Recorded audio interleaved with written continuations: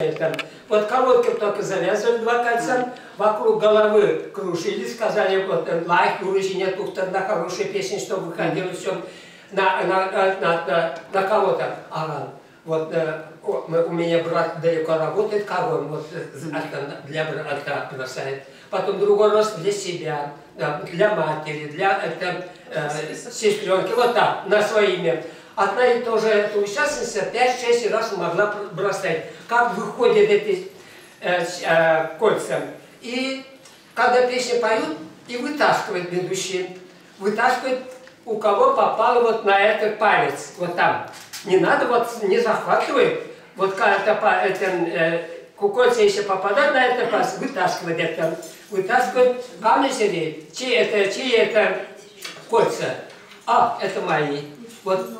И сразу думает, на какую песню, после какой песни вышла это, и начинает думать.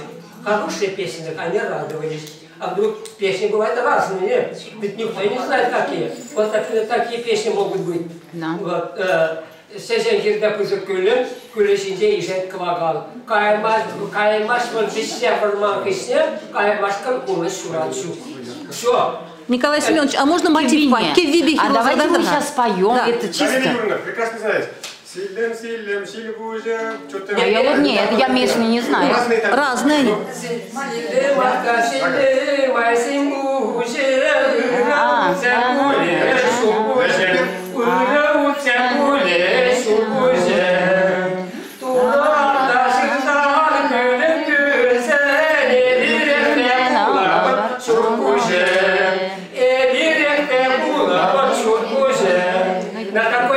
Выходит, то, конечно, радуется.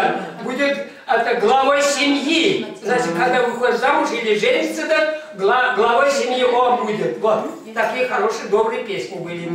И были такие грустные. Вот это было Нардуган. И вот, значит, каждую субботу можно было, в конце ноября начиналось, до 18 января, до крещенского вечерка. Вот так веселились. Это вот настоящее обряд. Ежегодно так было. Летом Нардугана не было. И, например, к весне тоже Нардугана не было. Уже после этого крещения уже начали люди готовиться, начали уже к Пасхе. А вот Пасху обязательно молодежь поставит эти качели.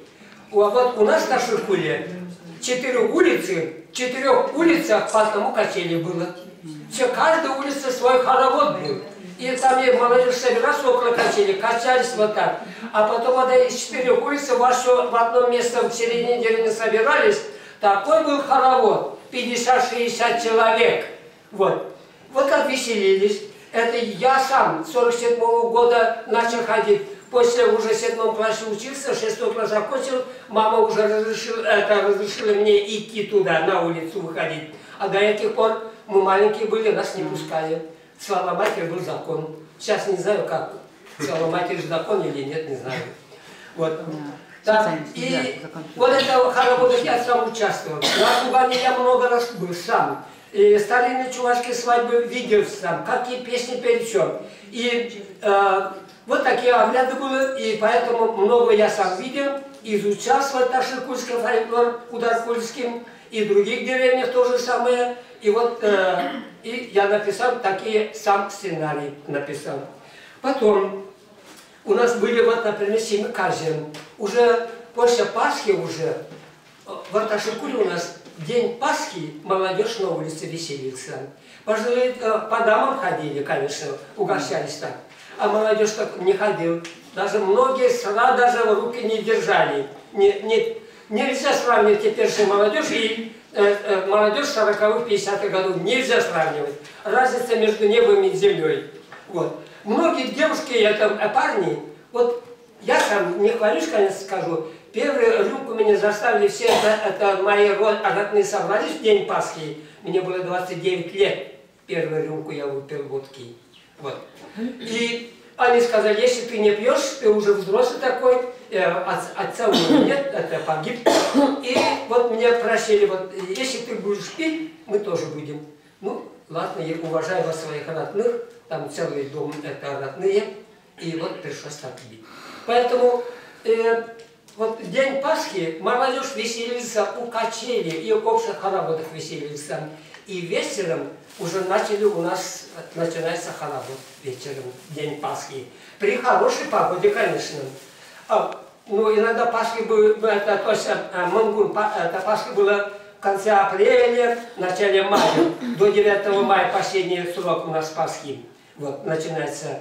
Вот такие теплые вечера были, и молодежь собирался на улицу. Что делали молодежь? Вот молодежь, конечно, здесь, это я Пасху показывал, и два варианта написал сценарию, по-разному различные. Вот, и на Пасхе тоже очень интересно. Пожилые тоже, ведь пели песни, только песнями. Ну, в основном, да, наверное, на Юрий, да? Водки не было в магазинах. Никто не делал, самогон не делали. Потому что после войны, какой может быть самогон? Кушать хлеба не было.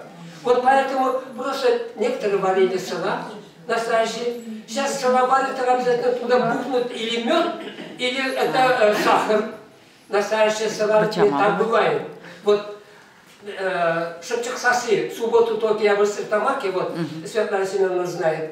А ваши же угощали меня сыра. Это делали стерлитамакские сарадуны. Азан пулзальгреймен зри. Пожилая женщина была. Я говорю, это не сыра. Я говорю, однодневные было. Сямраксара. Я говорю, это что-то Кис-Пушкина похоже. Я говорю, что это? Я говорю, положи что ли сахар. А сахар я возьму сыра угодим. Все, если сахар не положил, разве это будет сыра? Нет. Сыра как делали сыра? Взяли это ячмень или это рожь и намочили и положили в теплое место. Начали они прорастать. Я учитель химии, прекрасно знаю. Там крахмал, зерна крахмал, да? Крахмал, когда при теплой погоде с сыром, то есть при теплой температуре с сыром они начинают прорастать. Так ведь? Значит, крахмал превратился в глюкозу. По уравнению реакции можно написать формула крахмала плюс кислород, вода и там формула крахмала. Вот. И, то есть глюкоза, формула глюкозы C6H12O6, формула глюкозы. Вот, и пожалуйста, глюкоза, сами знаете, это сладкий вид. И его сразу теперь не дали целиком прорасти, сразу теплую печку положили, на железку положили этим, и после этого железки сушили. Сухое теперь это зерно уже там глюкозы, крахмала нет. Через это ручную мельницу была такая, через ручную мельницу пропускали, типа крупы это делали. Вот это назвали его салатом. Значит, из зерн они получили салат. Вот это потом воду кипятили, пустили туда этого хмеля. Хмель собирали, вот лесной хмель вы знаете. Пустили, долго надо кипятить. Вся хмель, из хмели горсть должен выходить туда, на эту воду. Получается горькая там вода получается. А потом уже туда уже кальцию добавили, туда уже салат добавили. Если много салата добавишь, сыра будет более более густой и очень приятно пить. Если вот это густое сыра, если пили на голодный желудок, тебе кушать неохота. Как-то сила есть, все есть. Вот это настоящая натуральная глюкоза. Вот это соки хмеля только. И туда пускали. Я сценарий показываю его. Вот сейчас мы тоже ансамблем Мерзен хотим показывать этого сырадуни, приготовление сыра. Мы хотим, уже репетируемся мы. И там в большом котле кипит это все. Ведь сыра делали не каких-нибудь там 3-4 литра. 7-8 ведер делали сразу. В больших котлах кипятили воду, больших, там много хмеля добавили, много надо было салат там. И когда изготовляли, они ведрами взяли, пропускали фильтр. Вот это желоб, такой наклонный желоб, и желоб положили туда ржаную солому. Для чего? Марли не было раньше, ситис таких и так дорого было. Его надо было теперь там, есть лепестки хмеля, есть. Надо его фильтровать. Вот как это ржаная солома была в роли фильтра. и наливаем туда, с другого конца действительно ничего нет, выходит. Да, таптаза. Его взяли и бочку уже положили. Вот так там течет, ведрами меняли, и целые 7-8 ведер это варили. И положили это место. Туда не надо ни дрожжи, ничего добавлять, ни сахара не надо добавлять. Натурально, 100% сыра вот так делают. А сейчас что делают наши чувашские женщины? Сейчас я вам скажу. Берут этого магазина, продают квас продают, да, сухой. Из этого кваса одна моя тоже там участница говорит, я квас рынный сырада, yüzmеш bu saklayamazsın. Eşten yüzler var, bunda şakır tepreciğin cenninde yüzler burada da. Там это сладости нет, а мне это важно сладость, я вот вообще. Вот так, на натуральном сыра там этого нету. Сахара нет, меда нет, настоящий, очень хороший, приятный напиток. Как чуваши употребляли вот это сыра, делали очень много перед жатвой. Под небом солнце, то есть над головой солнце палит вручную, серпом надо убирать, это урожай, все целый день на поле, действительно пить охота и кушать охота, они пили вот сыра. У чувашей тогда это чая не было, это чай потом появился, когда мы все смешались народы, вот тогда появился чай. А салат не. Яраши хымла живижине. Вериле раши, кошкана вериле хераши. Письмеле залади. Ага. И салатничен как раз лишь крахмале, то есть глюкозы тугасила. И она ничего накладывает. Вот, пищет, писала пищесен. Вот это пищет. Вот, это тоже так. И что вот что можно это сказать? Обрядов. Обычай много.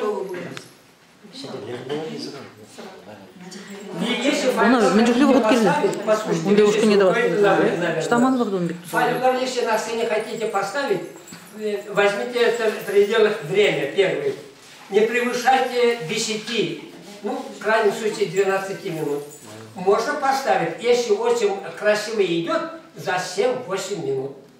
Вот у нас Шажиля Байрам делали у нас, это Суф-Кармалинские. Из Уфы приехали, а у нас это, сказали нам проводы солдата показать. Почему у нас так просили проводы солдата? Я показывал проводы солдата при Александре II. Почему? При Александре II 10 лет служили. А при Петре Первом 25 лет служили. Вот я взял это 10-летнее, немножко историю изучал, все вот так, какие песни, как было, и показывал. Мы готовились, сказали, у меня не было 7-8 минут. Потом сказали, сокращайте вы. Так, сократили, оставили на 5-6 минут. Потом из Уфы приехали, это длинная программа, большая, 3 минуты вам. За 3 минуты фольклор. 3 минуты, 3 ты песни споешь. И надо вот песни 5 минут поют. Батюшки, что делать? Давай вот это бросим, вот это скажем, вот это сделаем. Выше где-то около 4 минут. Дели вот так. Так не бывает фольклор, товарищи. Фольклор вот не меньше 6-7 минут, не меньше. Вот в этом году в Архангельский район меня посылали на фольклорный коллектив, то есть фольклорный семинар. И там русский фольклор был. Вот, поэтому здесь русских нет, поэтому собирали настолько тех народов, которые еще не проводили семинар. И там я видел, 15-18 минут идет. Правильно? Вот методика я читаю, можно до 18 минут. Но я сейчас думаю, это будет очень длительно. И надо это зрителям, они те же без конца.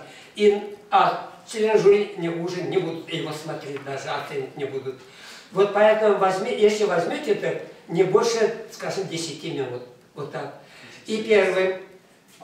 Здесь болтовни не должно быть. Когда мы Иглинов, это защищали свое звание, ансамбль «Месье Спен», там это из нашего района было, это башкирские, эта группа была, туда, там показывали, у них они взяли какую-то сказку. От нас бабушка сидит, внуку рассказывает сказку. Так, когда у нас сделали, как раскритиковали, вот, вот так, все. Действительно, в фольклоре словам тесно, мыслям просторно. 2-3 слова, чтобы было понятно, что делать. Один говорит 2-3 слова, и здесь какое-то движение, песня какой-то, другой говорит 2-3 слова, хватит, все. Болтовни не должно быть в фольклоре. И первый, паузы не должно быть. Это враг сцены, враг концерта, пауза везде. Вот. И когда здесь идут, эти участники, которые выступают, не должны медленно двигаться. Учить надо, как шагать на сцене. Сценические шаги особые. Вот. И надо прямо как утки туда переваливаясь, идут по сцене, ходят, как будто дома, а не кухня парят. Так некрасиво. Сценический шаг быстрые, прямые, стоящие, красивые, легкие шаги. И короткие. Не надо здесь метровые шагами ходить на сцене. Вот. Поэтому медлительность и пауза – это враги номера. Вот. Поэтому быстро надо делать песни. В фольклоре обязательно песня должна быть. Хоть какой фольклор не возьмите, там песни. Например, некоторые вот русские показывали в этом году, они всю песню исполняли. Всем у них песни длинные, старинные русские песни, фольклорные, то есть авторские песни не пели. Мы сколько? 18 номеров мы видели. 3 номера Оренбургский выступал, потом Челябинские, Татарстан выступали. 15 номеров башкирские, в башкирских районах выступали. Вот. И что это можно? Русские песни очень народные, очень длинные. 6-7 куплетов, все поют.